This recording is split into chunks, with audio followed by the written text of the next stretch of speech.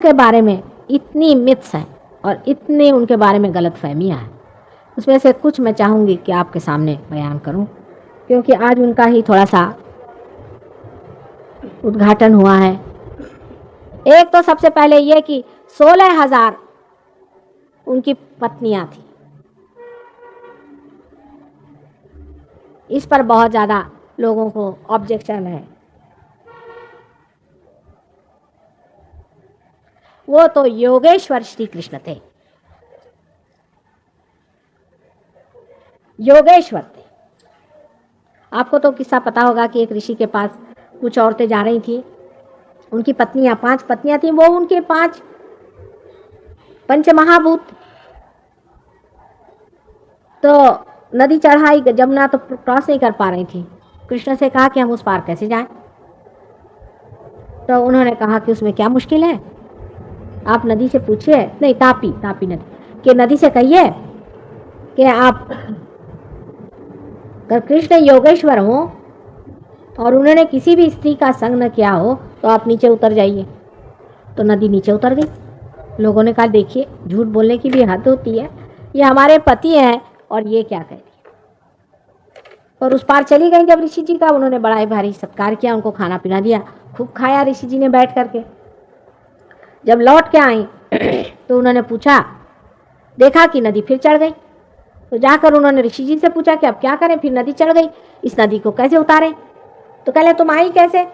तो कह लगे कि उन्होंने कृष्ण ने ये कहा कि तुम नदी से जाके कहो कि अगर कृष्ण संपूर्ण योगेश्वर हो, साक्षात योगेश्वर हो तो तुम उतर जाओ। तो वो उतर गई। तो समझ में तो आया नहीं हमारे। कह ले अच्छा तुम जाके नदी से कहो कि हमने घर आने खाने का एक इतना सा अन्न भी ग्रहण किया हो, एक कण भी ग्रहण किया हो, तो तुम कह दो कि उन्होंने एक भी अन्न का ग्रहण नहीं किया तो उतर जाएंगे नदी। इन्होंने जाके कहा कि ये ऋषि ने हमारे कोई भी अन्न का एक कण भी नहीं ग्रहण किया, तो नदी उतर गई। उनका भी कुछ समझ में आया नहीं, सब खा गए और ऊपर से इन्होंने ग्रहण ही नहीं। और इनकी हम पत्नियां 16,000 पत्नियां वो थी, 5 ये हम हैं, और इनके कोई स्त्री संग ही नहीं हुआ। ये कैसे क्या योगेश्वर है? समझने की बात है कि 16,000 श्री कृष्ण की शक्तियां हैं, उनकी हमारे भी हम लोगों के सबके विशुद्धि चक्र में 16,000 नाड़ियां कार्यान्वित हैं। 16,000, 16 उनकी पंखुड़ियां हैं। आप जानते हैं कि उनको 16 कला कहते हैं। विशुद्धि चक्र में 16 कला है। उसी तरह से जो यहाँ का प्लेक्सस है जिसे सर्वाइकल प्लेक्सस कहते हैं, उसके भी 16 है, सब प्लेक्सस है। जैसे कि हमारे सटल में है वैसे हमारे ग्रोस में, जैसे हमें सूक्ष्म में वैसे हमारे जड़ में भी।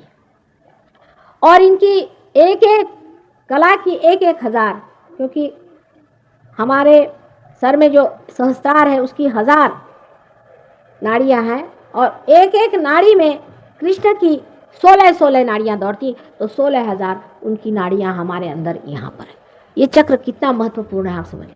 इससे हमारे नाक, आँख का बाहरी हिस्सा, मुंह, कंठ, दांत, जिह्वा, स्किन, जिह्वा कुछ इसी से कार्यान्वित रहती, फॉरहेड भी। इसके अलावा ईगो और सुपर ईगो भी इसी से कंट्रोल होते हैं। यह इतना महत्वपूर्ण है 16,000 नाड़ियों वाला। और श्री कृष्ण को धूमिल कहा गया है, धूमिल दिखाई देती, इसलिए उनको कृष्ण लोग कहते हैं काले, धूमिल कलर के, नीला धूमिल कलर है उनका। और उनको धुआं बिल्कुल पसंद नहीं, सिगरेट का, तंबाकू उनके बस की नहीं। अगर आपने तंबाकू खाई तो आपका ये गया, खाई तो, और पेट गया। कुछ नहीं माता जी, पान में थोड़ी सी मैं तंबाकू खाता हूँ, वैसे तो मैंने सब त्याग दिया। एक साहब आए, बहुत अच्छे हमारे सहज होंगे, बड़े शरीफ आदमी। तो उन्होंने कहा, मैंने कहा नहीं नहीं ये छोड़ो, तंबाकू ठीक नहीं है, उससे तकलीफ हो जाएगी। उन्होंने तो भी कुछ उसको सीरियसली नहीं लिया। फिर एक दिन आए, मुझसे कहने लगे माता जी बड़ी गड़बड़ हो रही। मैंने कहा क्या हुआ बेटा? कहने लगे कि जब मैं ध्यान में बैठता हूँ ना तो मुझे ऐसा लगता है कि हनुमान जी का मुंह मेरे अंदर बना जा रहा है, इतना बड़ा बड़ा बड़ा बड़ा बड़ा बड़ा, और फिर छोटा हो जाता है। फिर मैं ध्यान में बैठता हूँ तो ऐसा लगता है कि मुंह ऐसा होते जा रहा है। फिर पहले मैं ध्यान में बैठता हूँ तो मेरा मुंह ऐसा ऐसा टेढ़ा टेढ़ा होता है। मैंने कहा तुम झूठ बोलते हो ना, तुम तंबाकू खाते हो कि नहीं? तो कहने मैं खाता हूँ। मैंने कहा कान पकड़ो आज से, अगर तुमने फिर से तंबाकू खाई है तो फिर से तुम हनुमान जी बन जाओगे, तुम्हारा मुंह बिल्कुल हनुमान जी जैसे हो जाए। बेचारे बहुत सीधे सरल आदमी, हालांकि उन्होंने हजारों लोगों को पार किया बाद में, बहुत बड़े आदमी हैं वैसे, लेकिन एक तंबाकू पे अटके थे। देखिए ये मनुष्य की हालत होती। छोड़ी उन्होंने, वो तंबाकू गई। अब ये तंबाकू चीज़ जो है ये बहुत ही खराब चीज़ है। ये इंसेक्टिसाइड है, जो इंसेक्ट्स को मारता है वो हमारे सेल्स को भी तो मार ही डालेगा। और इतनी गंदी चीज़ है कि इसको खाने को किसने बताया था आपसे? पता नहीं कहां से समझ गए कि इसको खाने का। आदमी पता नहीं क्या क्या खाते रहता है। वो ये क्यों नहीं सोचता है कि ये कहीं लिखा है कि तंबाकू खाओ। तंबाकू खा खा करके जो हालत आपने अपनी कर ली है, तो कुंडलिनी तो उठती ही नहीं है, उल्टे आपके दुनिया भर की बीमारियां हो जाती। फिर सिगरेट, ये भी एक चक्कर है। इंग्लैंड में अब ये हालत हो गई है कि लोग लिख देते हैं कि भाई ये सिगरेट पीने से पॉइजन है, आपको कैंसर हो सकता है, लिख देते हैं, तो भी लोग पीते हैं, उसमें चोरी छिपे। कोई भी लंदन आएगा तो हमसे कहेगा भाई यहाँ की बढ़िया वाली जरा हमें सिगरेट दे दीजिए, बस उससे हमारी तबीयत खुश हो जाएगी। मैं तो देखते ही रहती हूँ, बड़े बड़े लोग, बड़े बड़े अफसर, बहुत बड़े, जो आपके बहुत बड़े बड़े अफसर माने जाते हैं, वो लोग, एक तो उनको विस्की चाहिए और एक उनको सिगरेट चाहिए। ये लोग क्या अफसरी करेंगे और ये क्या जन का कल्याण करेंगे, मेरी कुछ समझ में आता नहीं। ये तो इंसेक्टिसाइड है, इसको खाना और उसको पीना किसने बताया आपसे? भाई मैं बहुत से पूछती हूँ कि कौन से शास्त्र में लिखा है। ये बात आपको आश्चर्य होगा, ये गुरु तत्व के विरोध में बहुत बैठती तंबाकू। इससे पहले तो विशुद्धि चक्र पकड़ता है, ये मैं मानती हूँ, पर बाद में नाभि के पास में ऐसा मैल बैठ जाता है। सिगरेट में जो कैंसर होता है, मैं तो कहती हूँ कभी कभी किसके आपको फिल्म्स बना के लोगों को दिखाने चाहिए।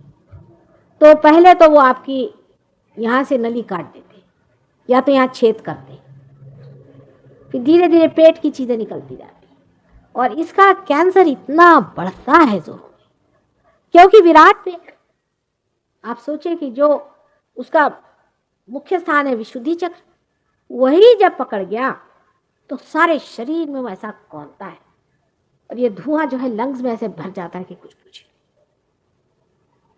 बहुत ही डेंजरस चीज है।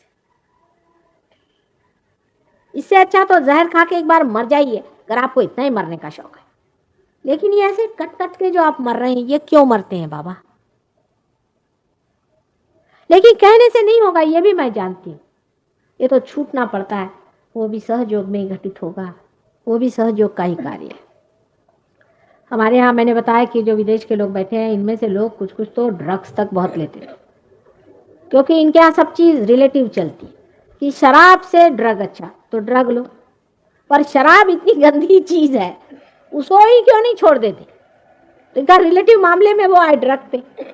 और सिगरेट तो सोचते बहुत ही सीधी चीज़ है, लेकिन ये इतनी घातक चीज़ है सिगरेट। और दूसरा ये कि इसलिए घातक है कि कम से कम शराब पीने के लिए आपको बोतल खोलनी पड़ेगी, उसके वो कुछ ग्लास वास लगेंगे। लंदन में तो आपको उसका स्पेशल ग्लास, वो भी एक उन लोगों ने बनाया हुआ ट्रिक कि आपको ब्रांडी पीना है तो ऐसा पियो, वो पीना है तो ये पियो, जिससे उनके क्रिस्टल बेचे जाए यहाँ पे, हर एक का अलग अलग। शराबी पीने के लिए तरह तरह की चीज, उसका भी बड़ा फ्रेंच में बड़ा शास्त्र है, और बहुत उसको ऐसा बताया है क्या जैसे इससे बढ़ के साइंस और मनुष्य ने कोई बनाया ही नहीं। इतनी बड़ी बड़ी किताबें लिखी हैं और नाम भी ऐसे ऐसे रखे हुए हैं, भगवान बचाए।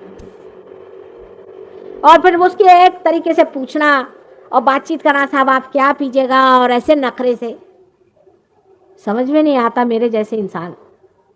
लंदन में एक प्रथा है हाथ मिलाने की, वो ठीक है, मैं तो उसमें जागृति देती हूँ। जाते वक्त तो ठीक रहते हैं, जब रिसेप्शन में खड़े रहिए 500 आदमी हाथ के मेरी तो जड़ें तोड़ डालते हैं, वो तब तो ठीक है, पर जब पी के आते हैं तो भगवान है बचा रखे। आप किसी से भी वहां बात पियाए बगैर कर ही नहीं सकते। क्या तमाशा है। और ये सिगरेट, अगर आपको किसी से बात करें तो आप सिगरेट ऑफर करें, नहीं तो आप बात नहीं, देयर इज नो कम्युनिकेशन। जब तक आप जहर किसी को नहीं दीजिए, मनुष्य का मनुष्य कम्युनिकेट होता नहीं। क्या अकल है साहब इंसान की, मेरे जैसे इंसान को नहीं समझ में आती है अकल। फिर औरतों का सिगरेट पीना और भी कमाल है। साड़ी पहनेंगी बिल्कुल, नाक में नथनी भी लगाएंगे आजकल, वो भी चला, और ऊपर से सिगरेट। कैसा मेल बिठाए कुछ समझ नहीं आता कि अपनी संस्कृति में कभी औरतें सिगरेट पीती थी क्या। हाँ कह ले नेपाल में वो देहात में औरतें पीती, अब आप वो होने जा रहे हैं क्या? आप क्या अब जंगली होने जा रहे हैं? पहले वो आदिवासी, अब क्या आदिवासी होने वाले हैं आप लोग क्या? क्योंकि आदिवासी ऐसे करते थे, अब आप आदिवासी हो जाइए।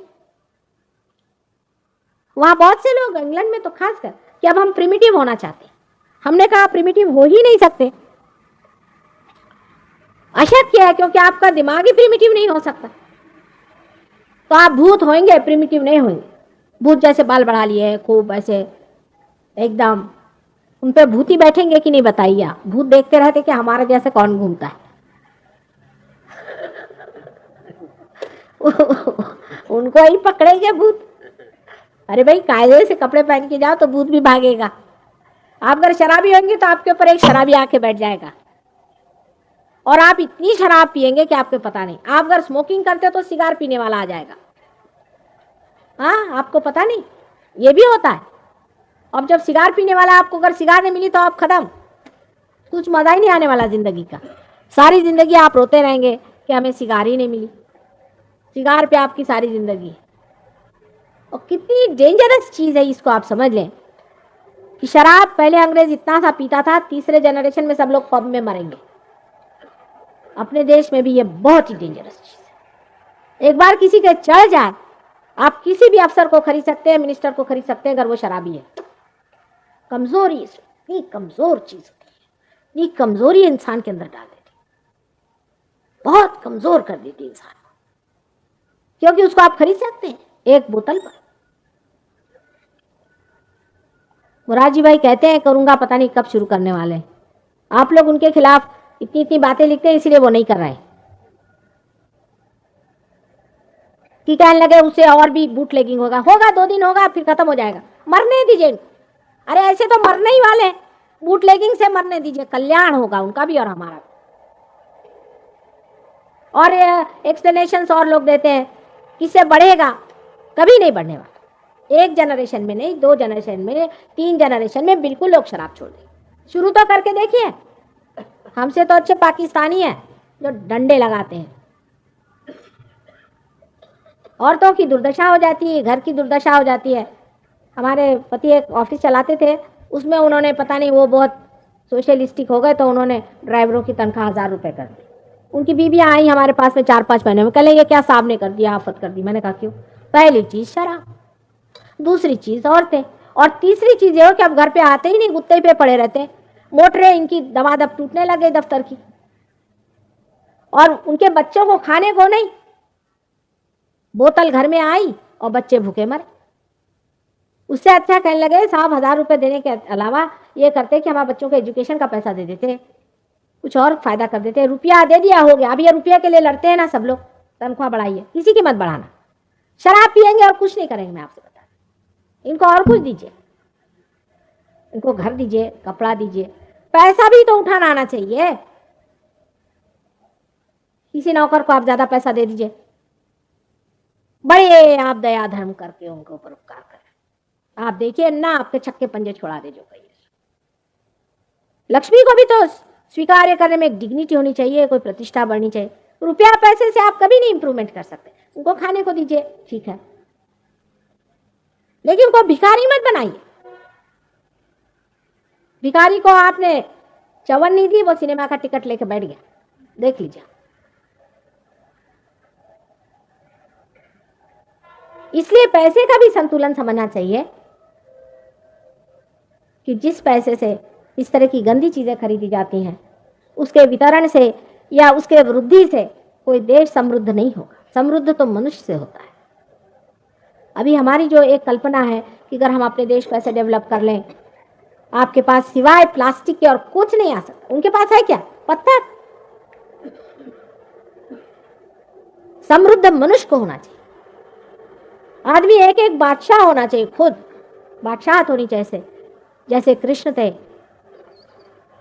कि गोपों में और जंगलों में गैया चराते और राजा थे, सोते थे जमीन पर और बादशाह थे। ऐसी बादशाहत होनी चाहिए तबीयत की, ना कि प्लास्टिक की चीजों की।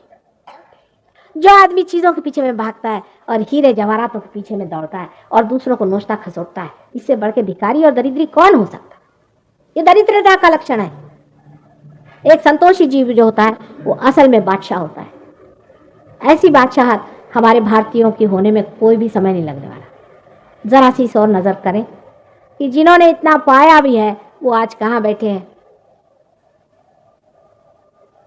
श्री कृष्ण के अनंत उपकार इस संसार पे हैं, महान उपकार उनके संसार पे, कि उन्होंने अवतार ले करके और हमारे अंदर ये चेतना भरी कि हमें परम को पाना चाहिए और परम ही को स्वीकार करना चाहिए और उसी की सत्ता और शक्ति में पनपना चाहिए। और उनको शरण जाने से हमारी विशुद्धि पूरी तरह से खुल जाती है और हम एक साक्षी स्वरूप हो जाते हैं। उन्हीं को वंदन करके हम अब ध्यान करेंगे।